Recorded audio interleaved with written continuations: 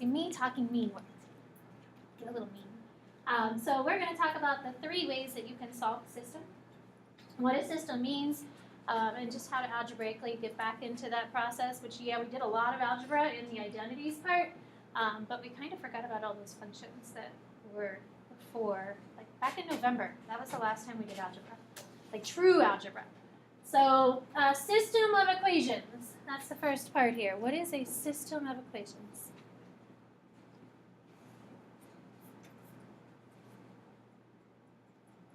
What's one equation? It's just like y equals mx plus b. So a system would be, Kate? More than one. And it doesn't just have to be 2. You could have 3, we could have 4, we will have 3, we will have 4, we will have 5. So system of equation, more than one equation.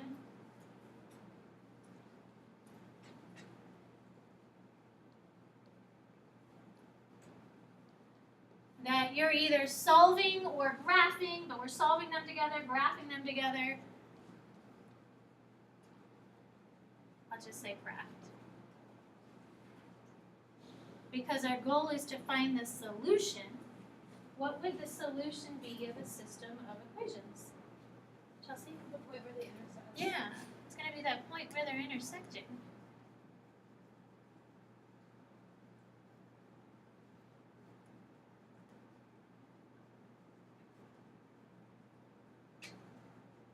So if it's 2 lines, then I have 1 point where they intersect.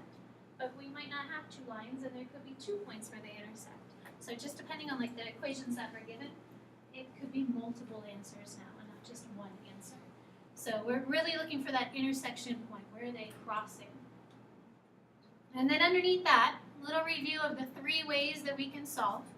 So the first way that you were taught was graphically. And you were taught graphically first because then you could visually see what you're trying to find. So that you know a system has a solution where they intersect. And then you were taught 2 other algebraic ways, which would be Substitution and elimination. yeah, substitution and then elimination.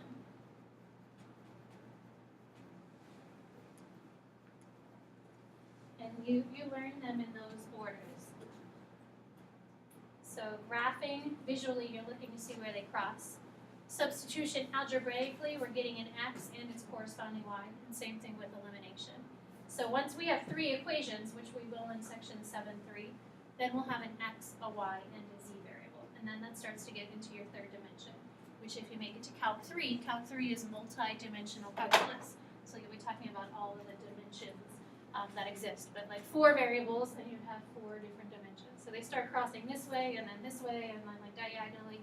They just start like intersecting in the 3-dimensional world. Questions? Okay, so if you look at the first problem, see this is a little more interesting than last year. It says to solve by substitution, but instead of just having x plus y equals 25, it says x squared plus y squared equals 25. And then 2x plus y equals 10. So what do you think about with substitution? Like what's the goal, Virginia? Well, you get your x or y by itself. So in either equation, you need to pick one of the variables to get by itself. Pick the easiest one. Virginia, which one's the easiest one? Y in the second equation. Sure. So y in the second equation is the easiest variable to get by itself. You can challenge yourself and try and get the first equation by itself, which works, but you have a square root then that you're putting in the problem, which, I don't know if you really want to do that. Taking x to the other side is really easy to get y by itself, just one step. Generally, we try and keep it in one step to get the y by itself. And then Virginia, after you get y by itself, what do you do? You would plug in your 2x plus 10 to the y in the first equation. And make sure you're always going to the other equation. So in place of y, we now have negative 2x plus 10. So the x is squared. Y, negative 2x plus 10 was y. That's a quantity. That quantity is squared. So whatever you're plugging in for y, make sure you're treating that as a group of terms together. And then it's equal to 25. So when we did trig and we had quantities that were squared, you FOILed them because that quantity is doubled. It doesn't change just because we're back to x. So make sure that you're FOILing this to get your next expression. So Libby, negative 2x plus 10 times negative 2x plus 10 makes? Negative, or no, positive 4x minus 20x, or yeah, and then minus, so it'll be minus 40x. Good, minus 40x, and then 100.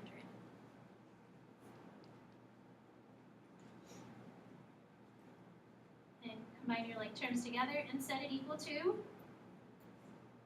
0. Yeah, so we want this equal to 0. So combine all your terms together. 5x squared, negative 40x, taking the 25 to the other side makes it a positive 75.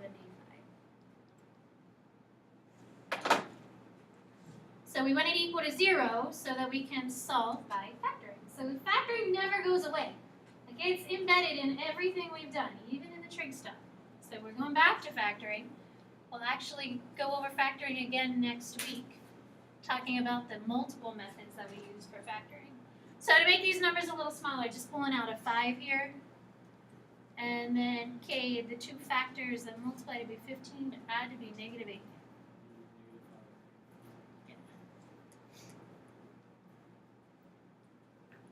Yeah. So next week we'll go over AC grouping again. We'll talk about the sum and difference of perfect cubes with that SOAP formula. I had like x squared plus, or x cubed plus 8. We'll talk about factoring with 4 terms, maybe 6 terms. So we'll go over review factoring next week. And then the last part, solve for each of these. So each factor is set equal to 0. Remember the 5 doesn't have a variable with it, so it's pulled out, but it's not a solution. Questions? Is there anything else you need to do to solve the problem? Kate? Check for extraneous solutions. You know what? Somebody else said that too. We actually don't need to check for extraneous solutions, but you still need to do something else. What else do you need with your x's? If it's a point where the lines cross. Oh, Yeah, you need its matching y. So you have 2 x's, but we need to get their matching y point, the y coordinate. Go back to the negative 2x plus 10, plug in each of those to get its matching y value. And make sure you're like careful that you're choosing the x that goes with the y. So whatever you plug in for x, you get out for y. But negative 2 times 5 plus 10, negative 2 times 3 plus 10. So the first one for 5 gets a 0. So you plug in the 5, you get out 0. Plug in the 3, and you get out a 4. Alright, so challenge question of the day. What type of graph would y, or x squared plus y squared equals 25?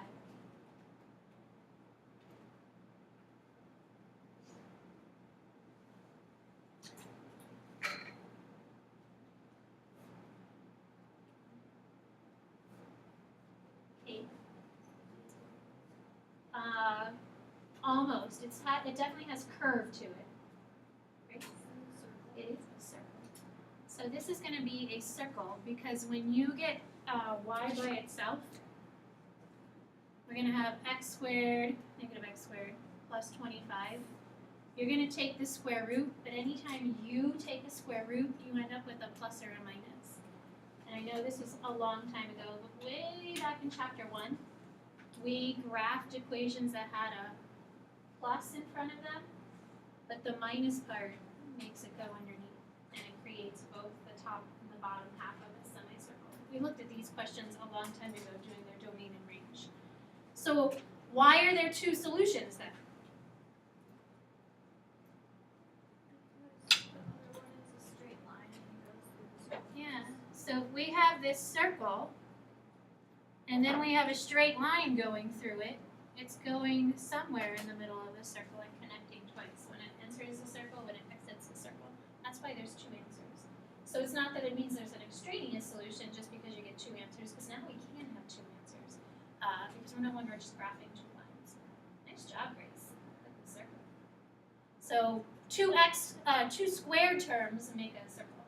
And in chapter 9, we'll actually talk about different types of equations that have two square terms and the shape of the graphs they make. Are they functions? Like, is a circle a function? No. Doesn't matter, because we've learned all the functions, so we're going to start looking at the other graphs. Circle, x squared, y squared. All right, so let's look at the second one. Also solving by substitution, but now we have a nice square root in the problem. So kind of pulling back all those different equations that we worked with. This one is kind of like, depending on what you think would be easier to do. Because you have x minus 2y equals 1. But in the second one, y is already by itself, but there's a square root with that. Might not be the easiest thing to work with the square root. So just kind of think of like, what would you solve for? Maybe what's the easiest way to work through the problem? There are like 3 different things that you could do to approach solving. So you can definitely feel free to take that square root of x minus 1 and just plug it into the other equation. But then you have an equation that still has a square root in it, which we solved for. You just have to think of how you solve for it.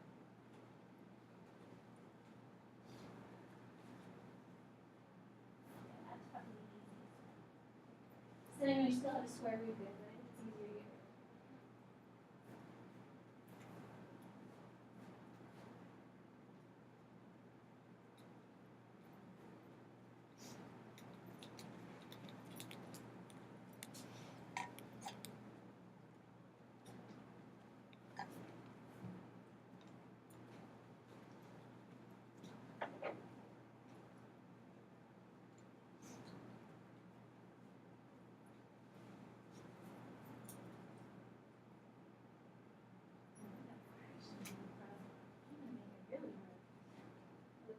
So many fractions, so maybe I consider it easier. Yeah, I think that's good.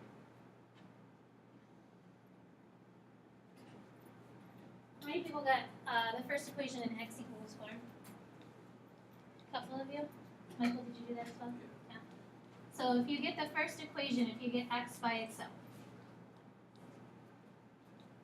because it's really easy to take 2y to the other side. And then we plug this stuff here in for x. It actually works out kind of nice.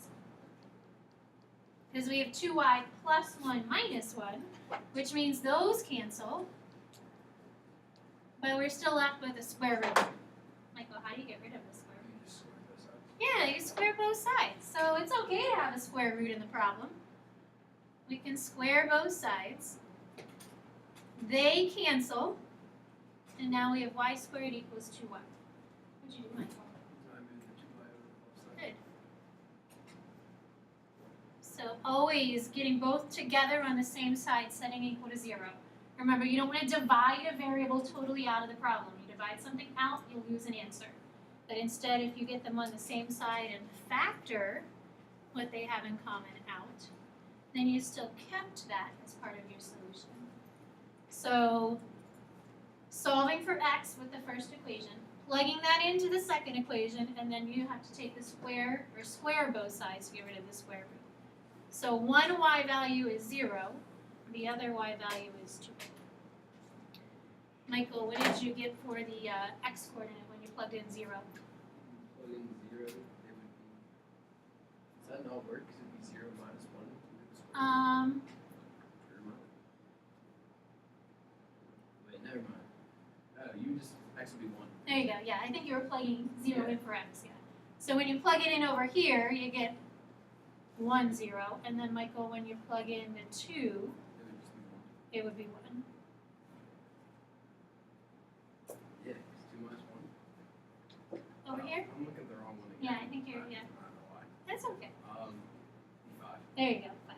So we have 5, 2, and 1, 0. So again, graphing question for you, because there will be some, I think 2 problems you'll be asked to graph. So thinking graphically, second question, what does a square root graph look like? Virginia, you remember that one? It's going up like that, like how the graph So it's like half of a parabola, and this one really is half of a parabola. Virginia, do you remember what that underneath that -1 does to the graph? That moves it to the right. Perfect. So -1 with the x. Anytime it's with the x, it shifts left and right, but it's always the opposite. So even though it says -1, graph is really shifting to the right. So this graph would start right here at 1, and then like arch that way, like half of a parabola that's kind of on its side.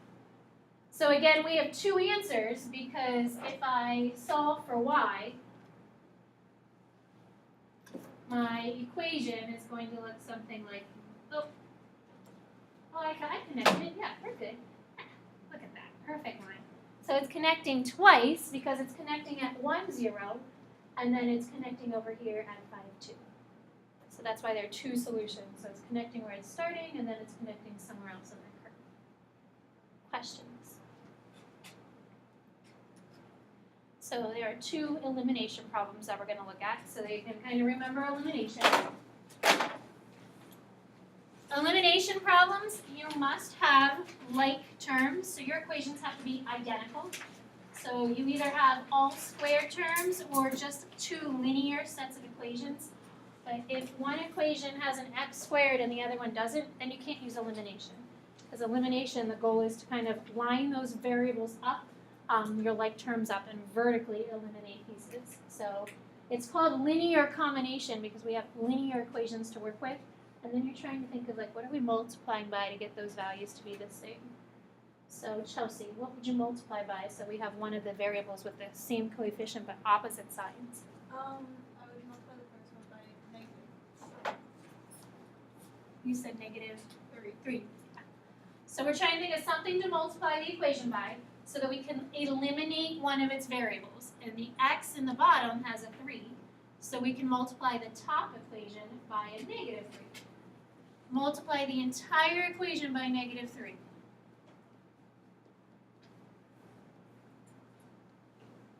And then you add them together. So you're taking these linear equations, multiplying by something to make the coefficient in front of one of the variables, or sometimes it happens to be both. But usually you're trying to get that one variable to be the same but opposite signs. And then Chelsea, when you combine them together, what do you get? -26y equals -26. Yeah. So the x's eliminate, that's the whole goal. So that you have one variable left, and then you get y equals 1. Yes, so you could just have multiplied by a +3 and then subtracted the second equation. As long as you remember to subtract each piece, you'll get the same answer. Other questions? So you have y, don't forget to go back and find x. So y is 1. And if you plug that 1 in to the first equation, it works pretty easily because then x is 5. So again, these are two lines. So there's one intersection point with two lines. Questions? See if you can solve this second elimination problem.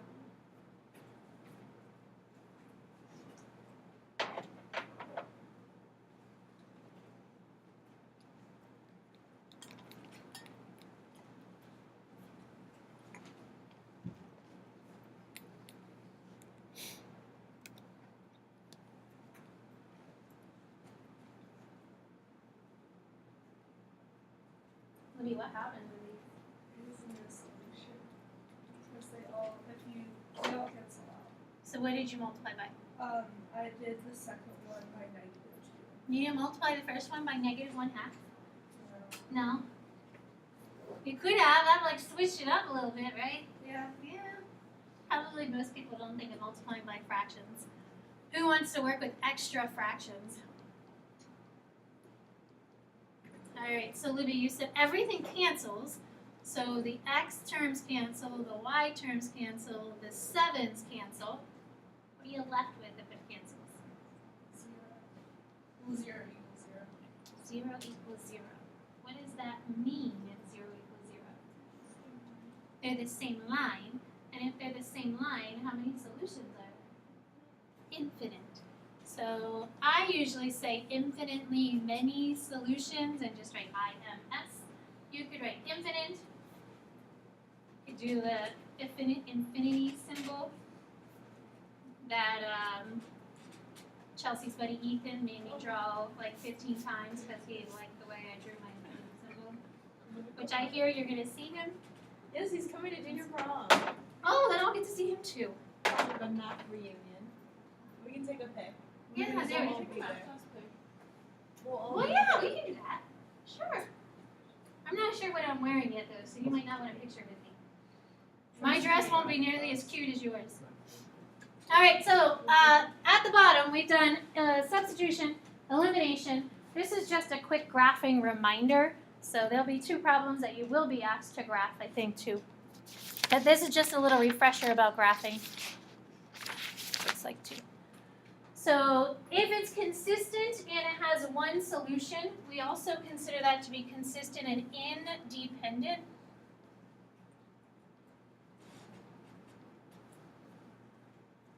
Because there's also the other option of consistent and having infinite solutions, and there's a little difference there. So if you're graphing 2 lines, and this only works for 2 lines, because you could have one solution with 2 lines. If I have something else that isn't a line, then I can have more than one solution. That happens when your slopes are different.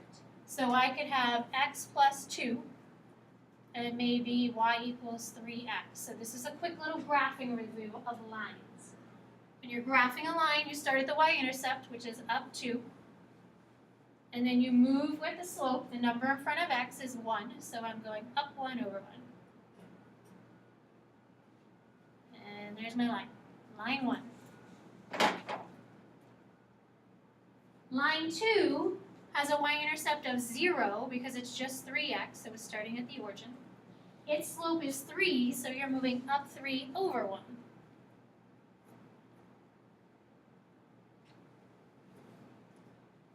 This has one solution. It's considered consistent because it has an answer, independent because it has one answer. So the consistent part means there's a solution, the independent part means there's just one solution. So that would be an example where you have 2 lines, they're consistent and independent. The middle option is consistent and dependent. And that's like the problem we just solved above. So what would have to happen with those equations for us to get like the same line? Anybody give me an example of 2 equations that would give us the same line, Libby? Just come up with it in y equals form. Y equals Pick a One. slope. 1x plus 3. Sure, 1x plus 3. The other one has to be the same if it's going to be the same line. So generally they don't start out looking the same, but you get y by itself to make them the same. But every part of them has to be the same. Virginia? Y equals x plus 9, 3x plus 9. Yeah, so she said you could have y equals, what'd you say, x plus 9? 3x plus 9. And then when you divide by 3, maybe 3y equals 3x plus 9, then I would get those equations. And somehow you're going to start with 2 equations. You can y by itself and then they become the same. So this one here, we just have a rise over run of 1. Technically, you have that same line graphed on top of each other. But that's infinitely many solutions. It's dependent, because the solutions of one line, all those solutions depend on the other line for there to be solutions. And then the last option, if it's inconsistent, it doesn't have an answer. What would they look like? Kate? Yeah, these are going to be parallel lines. Sabrina, what makes lines parallel? We have the same slope, But, but yeah, so the same slope, but different y-intercept. So we could keep the x plus 3 that Libby gave us, but then maybe also have x plus 5. So the slope has to be the same, but the starting value, the y-intercept, is different. So up at 3, up 1 over 1, and then up at 5. So parallel lines have no solutions. And that's considered inconsistent. There's not an answer. So we get so far. So we're going to do 2 application problems. Tomorrow maybe we'll do one other application problem together as a group tomorrow. And then you'll have some time where we're going to be working on an activity, kind of just working through application word problems using substitution and elimination. So application problems go great with substitution and elimination because there's often cases where we can come up with 2 different things happening and trying to solve using substitution and elimination. Any questions with the graphing concepts?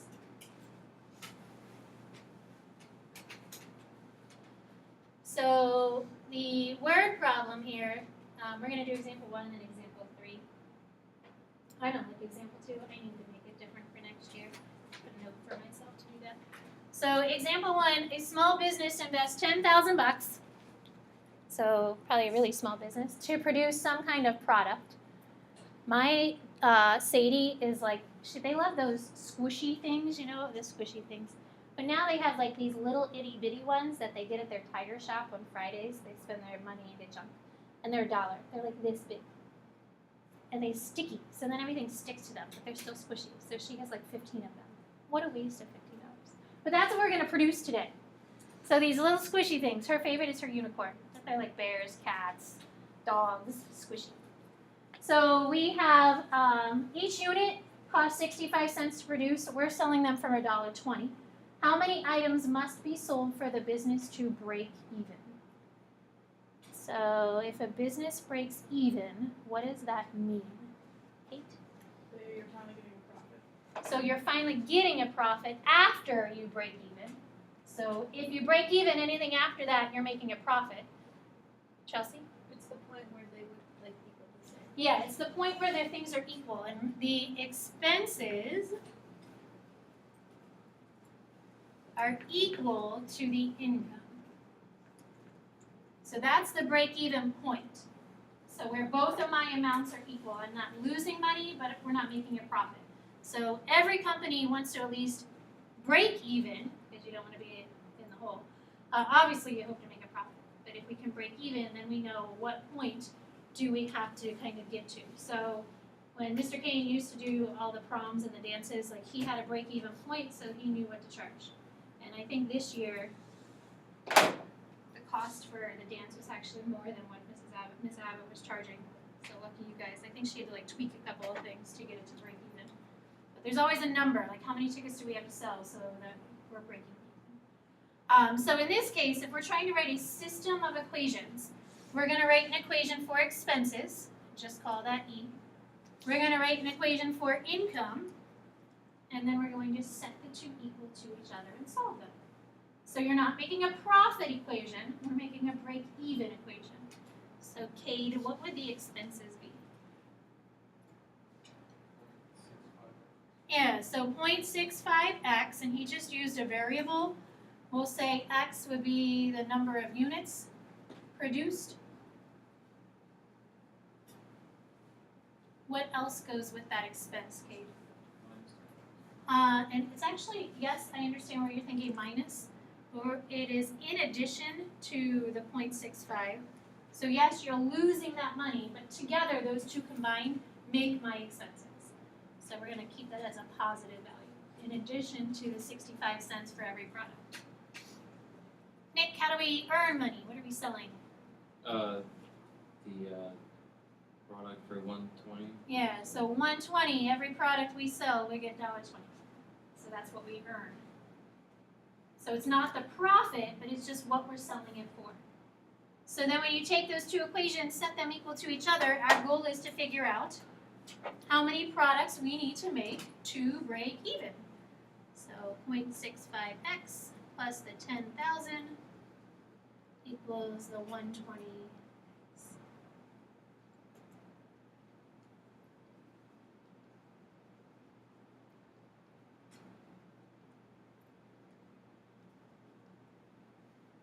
How many little squishy things do we need to make? Oh, we have a calculator on their desk.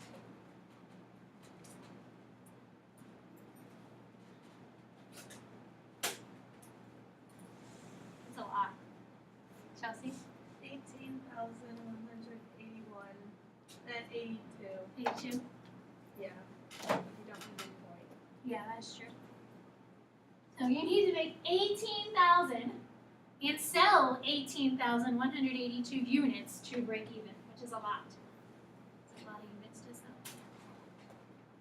Questions?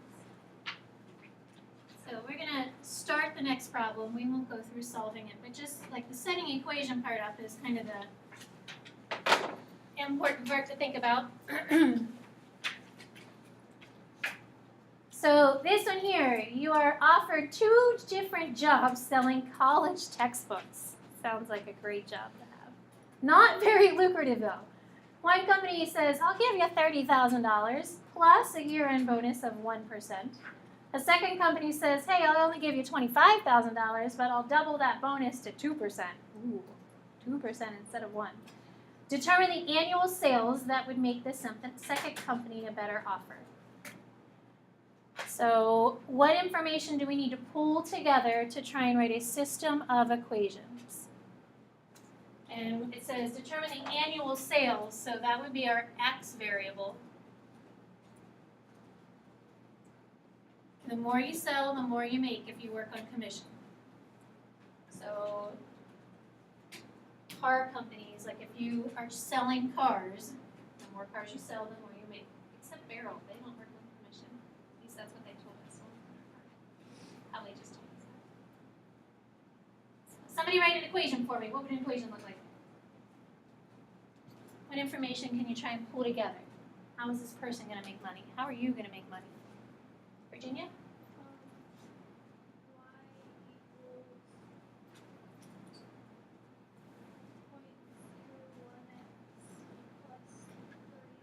Yeah. So you're going to earn money by taking how many ever books you sell times 0.01, the rate as a decimal, in addition to your salary. No matter what, you're making $30,000. And then the second job would just be using that second set of information, that 0.02 plus the 25,000. Sounds like a great summer job to have. Go around to colleges trying to get your books to sell. Great summer thing to do. A little bit of traveling.